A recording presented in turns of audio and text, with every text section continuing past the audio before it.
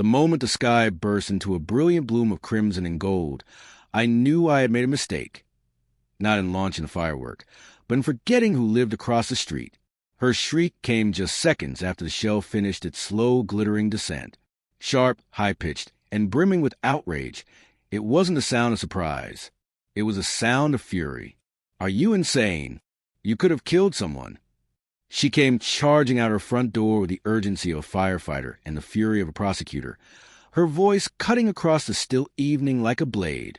That was my introduction to Karen. Not a hello. Not a neighborly greeting in the months since I'd moved in. Just outrage, accusations, and a pointed finger. At that exact moment, as the last spark faded into the night sky, I realized something with total clarity. The fireworks weren't the real explosion. She was. My name is Ethan Monroe, and I've always kept to myself. I'm not the type to make waves or stir up unnecessary drama. I mow my lawn, I pay my HOA dues, and I smile politely at neighbors I barely know.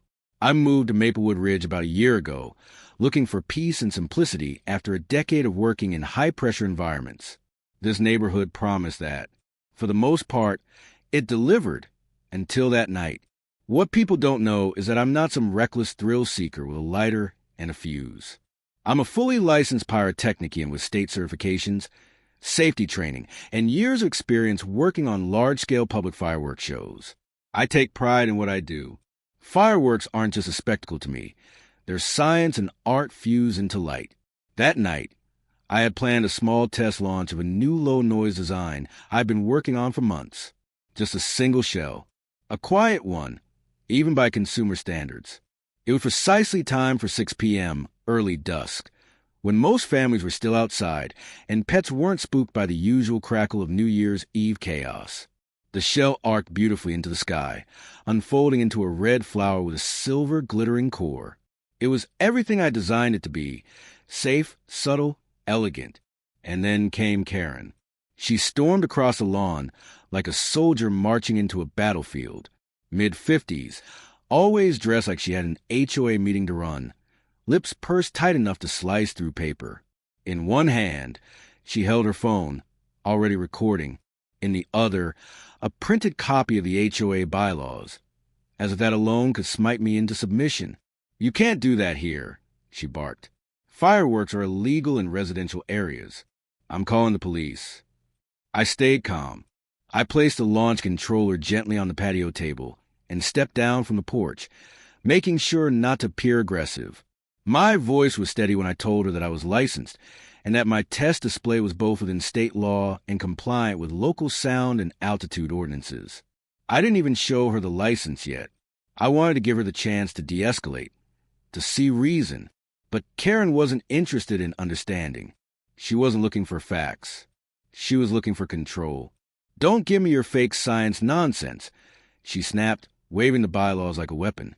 "This is my neighborhood. We don't do fireworks here. We have rules." The irony of that statement hit me hard.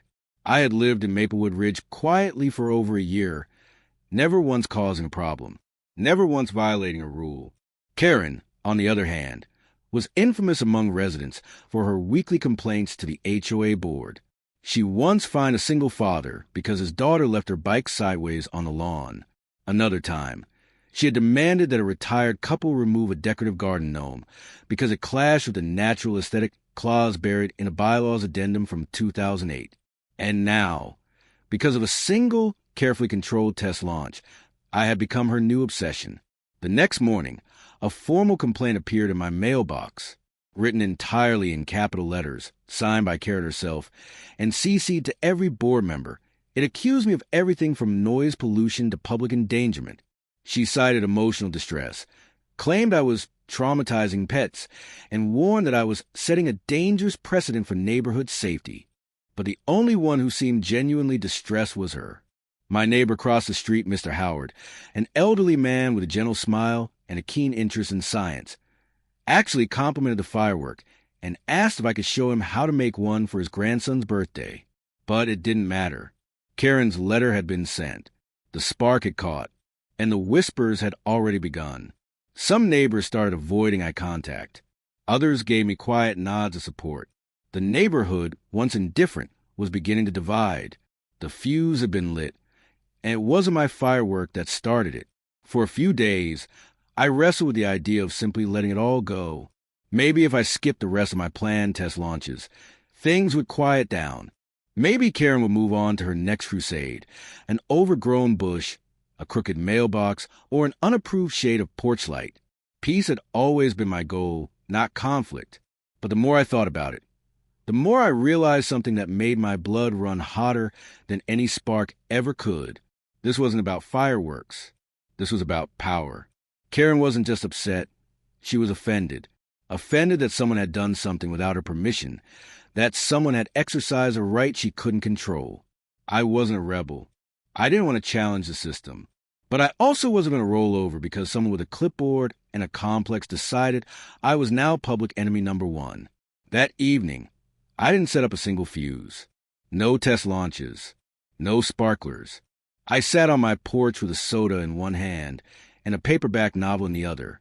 It was an unusually warm winter night, and the sky was painted in streaks of violet and amber.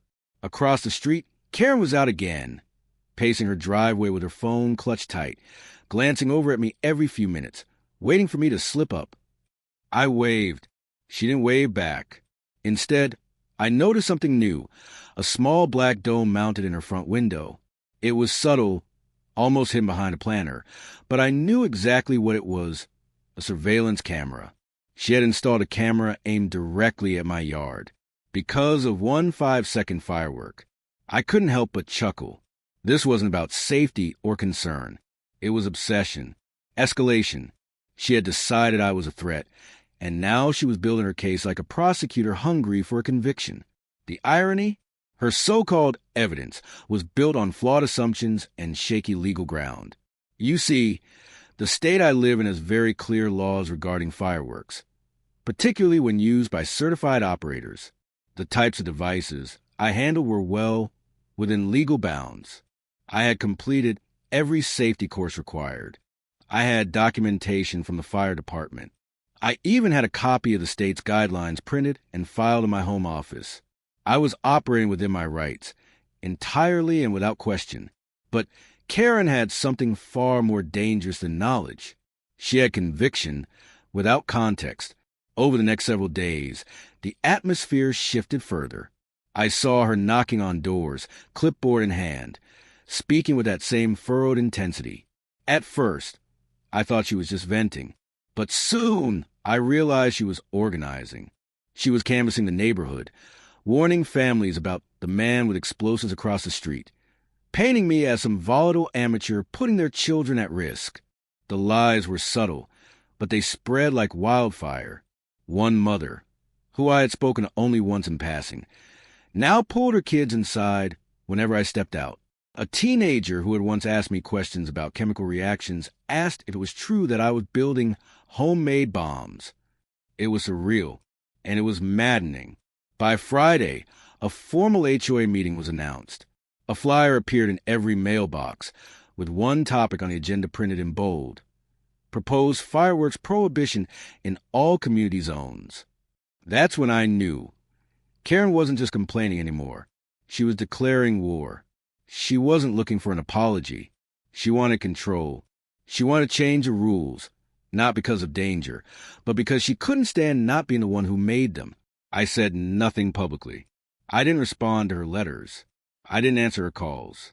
I didn't even confront her when I saw her filming me while I picked up my mail. Because while she built her case with fear, I was building something else entirely. A plan. The official warning came just 2 days before the HOA meeting. It was hand-delivered, printed on stiff, official-looking paper with the neighborhood's letterhead embossed in dull gold. The language was carefully dressed in bureaucratic politeness, but the message was clear. I was under behavioral review.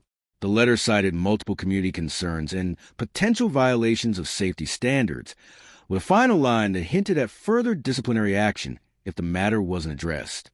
It wasn't a fine, not yet, but it was the HOA's first formal mark against me. And that meant Karen had won her first round. At least, she thought she had. What she didn't know, what no one knew, was that every comment, every false accusation, and every attempt to shame me had already been documented. I had started saving every email she sent, photographing every letter she dropped off, and recording every instance I caught her camera pointed at my home. I had started a file, a quiet, growing archive of harassment disguised as community concern. I wasn't just building fireworks anymore. I was building a case. And Karen had no idea how fragile her argument really was. The following morning, another escalation landed, this time in everyone's inbox. A neighborhood-wide email blast with the subject line in all caps, "Urgent safety concern." It warned residents of an unnamed individual conducting dangerous chemical experiments under the guise of holiday celebration. The email was clearly Karen's doing, though she didn't sign it directly. Still, it didn't take a detective to figure out who she meant. She even attached a blurry photo of my backyard, a zoomed-in image of a work table with tubes and wires that, to anyone unfamiliar with fireworks, might have looked suspicious. But to anyone who had bothered to ask, it looked like what it actually was, a tidy, safety-conscious setup for control testing. Karen's paranoia was no longer just personal. It was public. She had declared herself the watchman of Maplewood Ridge and was now attempting to turn suspicion into action. She began patrolling more often, walking by my house 3, sometimes 4 times a day, always lingering, always peering. One afternoon, I watched from my living room as she paused at the edge of my driveway, whispered into her phone, and pointed toward my tool shed. I'd have laughed if it weren't so surreal. Her surveillance efforts expanded too. What began as a single camera had multiplied into 3, all of them aimed squarely at different sections of my yard. One angled low near the fence line, another fixed on the back porch, and the third trained near the garage. The paranoia had metastasized, but instead of confronting her, I did something that seemed to infuriate her even more. I stayed quiet. I didn't yell. I didn't protest. I didn't retaliate. I just documented. Every time she passed, I noted the time. Every email, archived. Every camera, photographed. Every accusation, fact-checked and filed. I also reached out to a longtime friend, an attorney who specialized in property and HOA law. I explained the situation and asked him where the line was between neighborly concern and targeted harassment. He didn't hesitate. "She's over it," he said. "Start gathering. She's giving you all the rope." I also contacted the local fire marshal, who had worked with me on events in the past.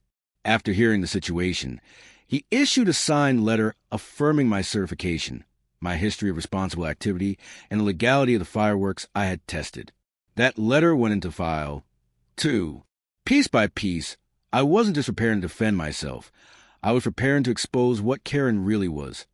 Not a concerned citizen, but a chronic enforcer of fear and misinformation. And that next HOA meeting, it wasn't going to be a showdown. It was going to be a turning point. The emergency HOA meeting was scheduled for 7 p.m. on a Thursday. By 6:15, the parking lot outside the community center was nearly full. People who usually ignored these meetings, families, young couples, retirees, had shown up in droves. Some looked concerned, others just curious. But everyone had heard something. Inside, the chairs were arranged in neat rows, with a long table at the front where the board members sat stiffly, paper stacked and brows furrowed. Karen stood nearby, flipping through her now infamous binder, thick with photos, complaint letters, and who knows what else. Her allies, a small group of usual suspects who treated HOA bylaws like sacred scripture, sat clustered in the front row, nodding solemnly as if they already knew how this would end. I chose a seat near the back, not out of fear, but out of strategy. I wanted to watch, to listen, to see the way the crowd reacted before I said a word. When the meeting began, Karen wasted no time. She stood and launched into a speech that had clearly been rehearsed. For the safety, sanity, and serenity of our neighborhood, she began, "We must act. We must protect our families from irresponsible behavior, from hazardous activity, and from those who believe their personal hobbies outweigh the collective good." Her tone was righteous, her pacing deliberate. She spoke of frightened children, startled pets, and the invisible dangers of chemical combustion. She passed around a printed photo of a scorched tree, claiming it was similar to what could happen here if nothing was done. The image, it turned out, was from an unrelated incident in another state. But she didn't mention that. Then came her grand finale, the proposal. A sweeping prohibition against the possession, storage, or use of any fireworks or explosive-related paraphernalia within the Maplewood Ridge community. No exceptions, not even for licensed professionals. The room went quiet. Some nodded, drawn in by her conviction. Others exchanged uneasy glances. A few looked toward me, clearly unsure what to believe. Then came the floor's open comment section. I stood slowly and walked to the front. My hands weren't shaking. My voice didn't waver. And when I spoke, I didn't need theatrics. My name is Ethan Monroe. Many of you don't know me, and that's by design. I came here for peace, just like you, but tonight I need to speak. I began with the facts, my professional background, my certifications, my state and federal licenses, my history of working with public fireworks displays under the supervision of fire marshals and safety officials. I held up the laminated letter from the local fire department, affirming my qualifications and the legality of my activities. I passed it down the row of board members. Then I addressed the heart of the matter.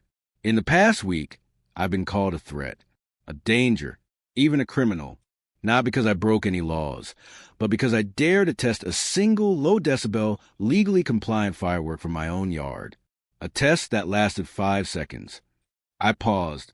The room was quiet. I understand concerns. I respect caution. But what's happening here isn't about safety. It's about control, about fear, and about letting one person rewrite the rules of an entire community based on personal discomfort, not fact. Karen attempted to interrupt me, but someone I didn't even know, turned around and said gently, "Let him finish." I concluded with one simple truth. Passing this ban won't make us safer. It will simply send a message that fear wins and facts don't matter. That voices like mine don't belong here, no matter how careful, qualified, or respectful they've been. There was a beat of silence. Then someone clapped. Then another. It wasn't thunderous. It wasn't overwhelming. But it was enough. Enough to shift the energy in the room. Enough to make Karen's expression tighten as she realized her grip was slipping. The board voted. The results were close, but decisive. The proposed ban failed by 3 votes. Karen didn't speak. She gathered her binder, pressed her lips into a thin, furious line, and left the room without a word. But she wasn't done. Not yet. In the days following the failed vote, the neighborhood felt strangely still. There was no celebration, no public gloating, and certainly no apology from Karen. But the tension, so thick and ever-present before, seemed to loosen its grip. Neighbors who had once watched me cautiously now offered small nods of acknowledgement. A few even stopped to thank me for speaking up. It wasn't a complete shift, but something had cracked. Karen's authority wasn't absolute anymore, and that, more than the vote itself, was a loss she didn't know how to process. I expected her to retreat, to simmer quietly behind drawn curtains and surveillance cameras, nursing her bitterness, while looking for the next minor infraction to turn into a scandal. But I underestimated just how far Karen would go when her sense of control was threatened. It was a Saturday morning when I first saw them. 3 of them, to be exact, people I vaguely recognized from the HOA meetings, standing just at the edge of my lawn. Karen stood in the middle, naturally, a printed sheet in her hand fluttering slightly in the breeze as she gestured toward my tool shed. Her posture was rigid, her expression smug. Her voice, though too low to hear from where I stood inside, was unmistakably directive. I stepped outside calmly and walked toward them, keeping my pace slow and my shoulders relaxed. As I approached, she turned to face me fully. "This is your last warning," she said flatly, holding out the paper as if she were serving a warrant. I took it and read it in silence. It was an official notice, not even close. It had no HOA letterhead, no board signatures, no legal formatting. It was simply a typed demand to cease and desist all hazardous activities on HOA property, signed by Karen alone. I folded the paper neatly, looked up, and thanked her. Then I turned and walked back to my door, without another word, and that, more than anything, seemed to infuriate her. Karen didn't want a resolution. She wanted confrontation. She wanted a scene. But I had learned her pattern by now. Provoke, accuse, escalate. I wasn't going to play that game. Not in her way. Inside, I finally opened a folder I had been compiling for weeks. I laid it all out on the table. The photographs, the surveillance logs, the printed emails, the timestamps.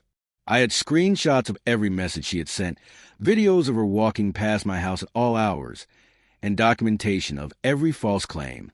I had my license, my certifications, my correspondence with the fire department. I had everything, and I was done waiting. But I didn't plan to sue. Not yet. I had something else in mind. Something louder, brighter, and far more public than any courtroom maneuver. If Karen had spent weeks trying to turn the neighborhood against me with fear, then I would win them back. With light. I drafted a formal proposal to the HOA board for a professionally organized, fully legal fireworks demonstration. A real one, not a test. A community event, free, insured, and coordinated with local authorities. I offered to cover the cost myself. I'd handle everything. Permits, safety zones, fire marshal inspections, even cleanup afterward. It wouldn't just be a show. It would be a statement. One she couldn't censor, discredit, or dismiss. A celebration, yes, but also a lesson in what happens when you stand your ground, stay within the law, and refuse to be bullied into silence. Karen had painted me as a reckless amateur with dangerous toys. I was going to show her, and everyone else, exactly what a professional looks like. The days leading up to the event were filled with quiet anticipation. I filed every necessary permit with the city. The fire marshal not only signed off on the plan, but offered to attend in person. I submitted the insurance documents, safety protocols, and diagrams of the designated fallout zone for the fireworks. I hand-delivered my formal proposal to the HOA board, accompanied by a glowing letter of endorsement from the fire department. For the first time, they didn't meet me with suspicion. They listened. They asked real questions. And when I answered, they nodded, not defensively, but thoughtfully. I think the tide had already begun to shift, but the turning point came when neighbors themselves started speaking up. A few who had once silently endured Karen's rule began voicing support, some quietly, others more openly. It wasn't just about the fireworks anymore. It was about what the event represented: joy, community, and a reclaiming of a neighborhood that had, for too long, been stifled by fear and control. Still, Karen fought back. She attended the next board meeting, her expression polished into indignant resolve. She argued that the event would be a safety hazard, a disruption to property values, and an assault on residents' peace of mind. She accused me of manipulating the board, of falsifying documents, even of orchestrating public intimidation. But nothing stuck. Her accusations, once sharp and commanding, now sounded desperate. Tired echoes of a script she repeated too many times. And then came the most obvious sign that her influence was slipping. The board voted to approve the event. By a narrow margin, yes, but enough. The community fireworks night was officially on the calendar. Karen was furious. She left the meeting red-faced, muttering to herself and waving her hands in frustration. But no amount of protest could stop what had already been set in motion. The week of the event, volunteers reached out to help. Kids decorated the sidewalks with chalk drawings of fireworks. Families signed up to assist with setup and teardown. A local food truck offered to park nearby. The HOA, in a rare act of support, even offered folding chairs and bottled water for attendees. Still, I braced for sabotage. 3 days before the event, it happened. A police cruiser pulled up in front of my house. 2 officers stepped out, professional but clearly uncomfortable. They explained an anonymous tip, no doubt from Karen, had claimed I was stockpiling illegal explosives on residential property. I didn't flinch. I invited them in, showed them my workspace, explained every item in detail, and presented every permit and safety document I had. They left less than 15 minutes later, visibly unimpressed with the complaint. One even apologized for the inconvenience and thanked me for being cooperative. Karen's final attempt to stop the event had failed. And then, at last, the day arrived. I got there early to begin setup, with my equipment neatly organized and every safety precaution double-checked. The green belt behind the community center had been cleared and sectioned off. By 7 p.m., families began arriving with picnic blankets, folding chairs, and glow sticks. Children ran around, laughing and pointing at the setup. The smell of popcorn drifted from a vendor's cart. The atmosphere was festive, but more than that, it was hopeful. At 8 p.m., just before sunset, I stepped forward in a reflective vest and took the microphone. I didn't give a speech, just a short, sincere talk about fireworks safety, the science behind pyrotechnics, and the importance of understanding rather than fearing what we don't know. I spoke not as a performer, but as a neighbor. The fire marshal stood beside me, nodding along. Karen stood at the edge of the crowd, arms crossed, flanked by her remaining loyalists. She wore dark sunglasses despite the setting sun, her face unreadable. Then the show began. It started soft, silver trails that glimmered like falling stars. The crowd gasped. The children squealed. Then came the color, red, blue, and gold spirals, quiet crackles, and shimmering chrysanthemums. Each sequence flowed into the next, carefully timed and perfectly controlled. And then the finale. A synchronized burst of fireworks shot into the sky, timed to explode in a slow, deliberate pattern. And there, above Maplewood Ridge, in glowing letters of gold and blue, a message formed in the night sky. Know your neighbors before you judge them. For a few seconds, no one spoke. Then the applause erupted. Not polite clapping, but real, sustained cheering. People stood. Parents lifted their kids onto their shoulders. Strangers turned to each other and smiled. Karen didn't say a word. She turned slowly, her sunglasses still on, and walked away, back toward her house, back toward whatever narrative she'd been trying to control.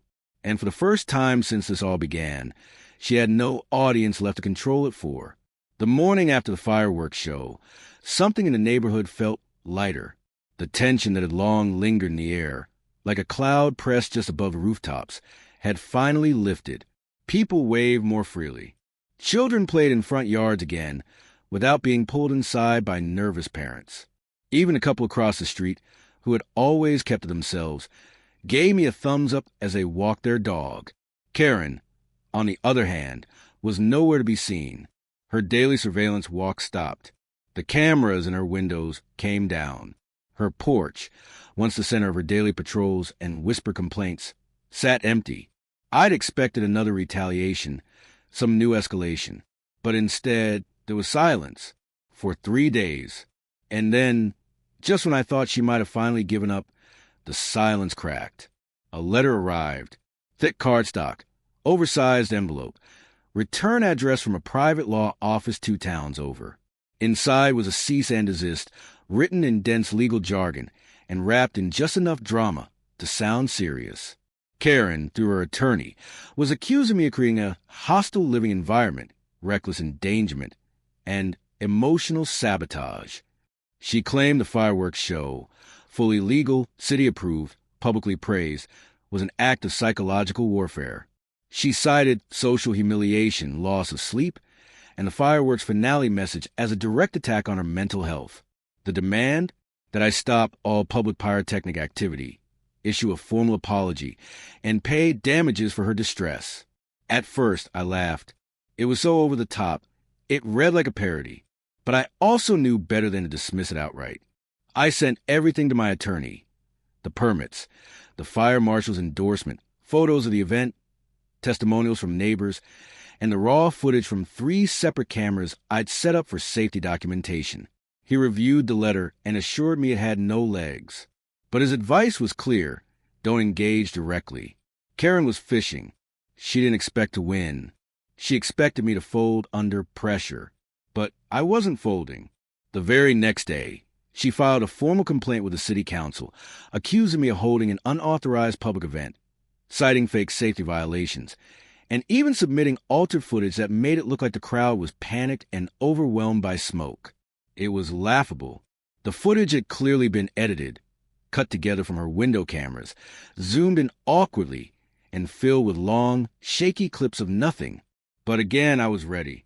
I submitted my complete documentation. Official approvals, safety plans, attendee testimonials, and my untouched video files. It took the city council less than 24 hours to dismiss her complaint entirely. Not only was her claim rejected, but I received a thank you email from a council member praising the professionalism of the event. That was the moment when everything changed. The neighborhood, which had once tiptoed around Karen's authority, now saw her clearly. Her tactics, once masked as concern, were exposed as manipulation. People who had once been afraid of her began to speak out. Quietly at first, then louder. Stories surfaced of threats, fines, whispered ultimatums. The woman who claimed to protect the community had spent years dividing it. Then, one afternoon, a news van pulled into the neighborhood. Apparently, someone had tipped off a local reporter about the drama. A man hosting a city-sanctioned fireworks show under attack from a rogue HOA president. It was the kind of story that wrote itself. At first, I hesitated. I didn't want to turn this into a spectacle. But then I remembered how Karen had tried to control the narrative from the start. Spinning lies, distorting the truth, hiding behind technicalities. This time, I'd speak for myself. I gave a short, respectful interview. I spoke about safety, about the science of fireworks, about the importance of community trust, and what happens when one person tries to silence others with fear instead of facts. I never mentioned Karen's name. I didn't need to. The story aired 2 nights later. It ended with glowing feedback from residents, footage in the show, and a note that the city had publicly commended the event. Karen must have watched it, and if she did, she would have seen what everyone else now saw, that she wasn't the voice of reason anymore. She was the echo of a fading regime. It didn't take long after the news segment aired for the last remnants of Karen's authority to begin slipping. The story had spread farther than anyone anticipated. People in nearby neighborhoods saw it.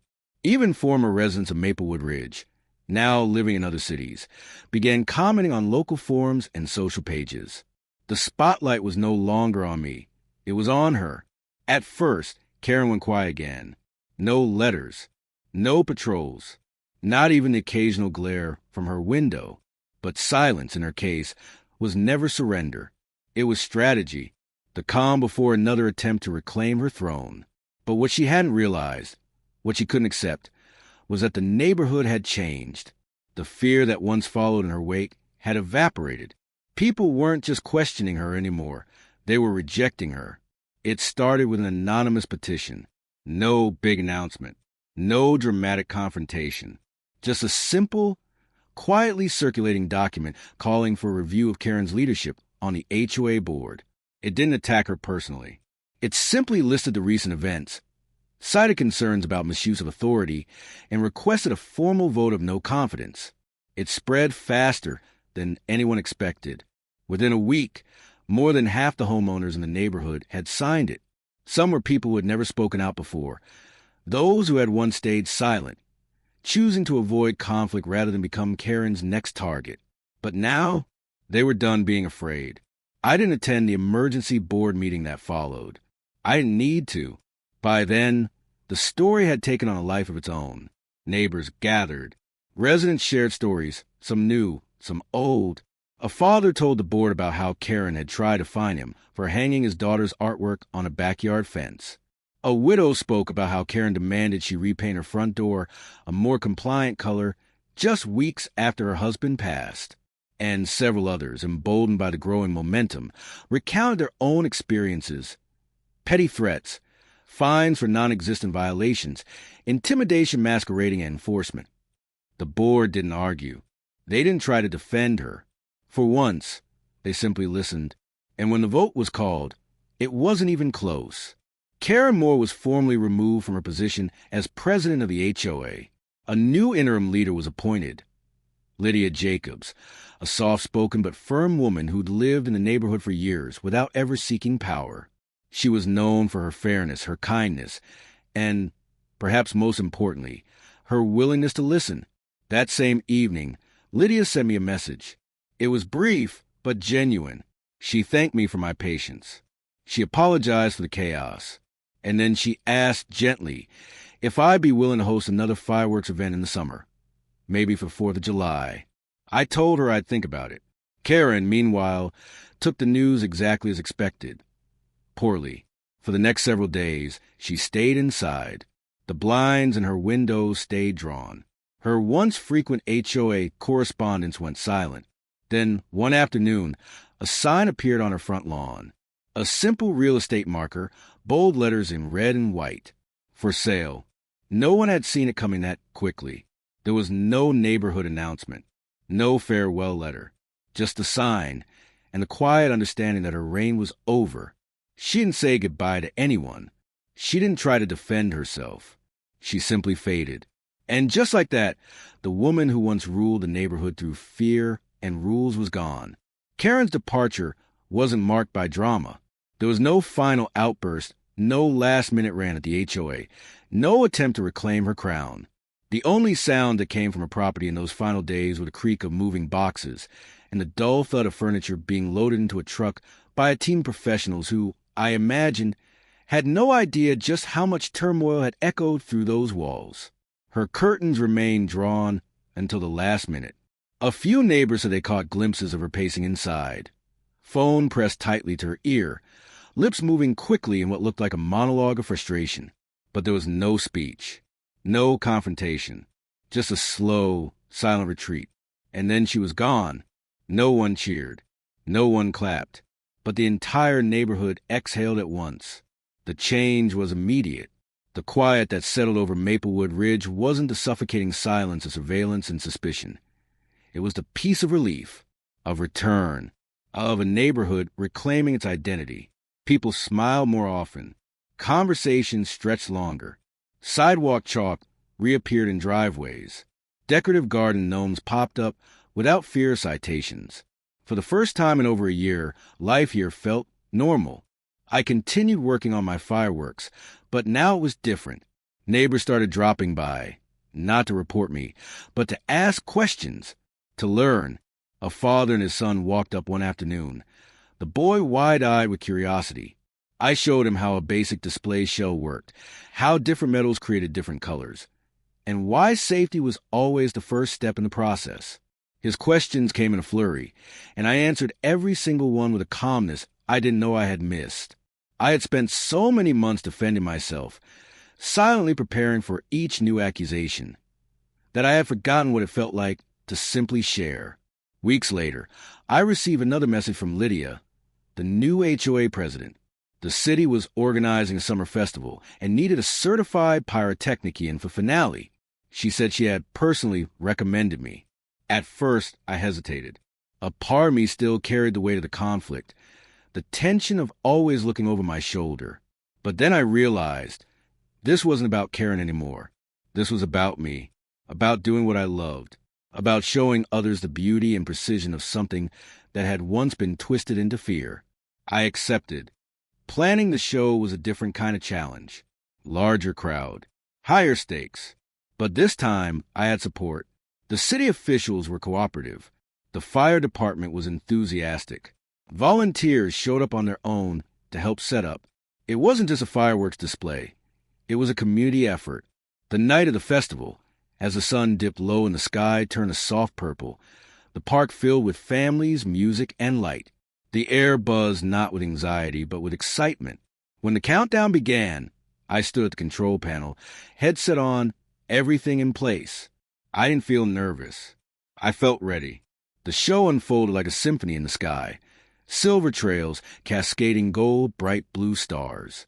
Every sequence flowed into the next with practiced grace. And when the finale came, it wasn't just noise and spectacle. It was poetry. Dozens of golden bursts shimmered into hearts and stars.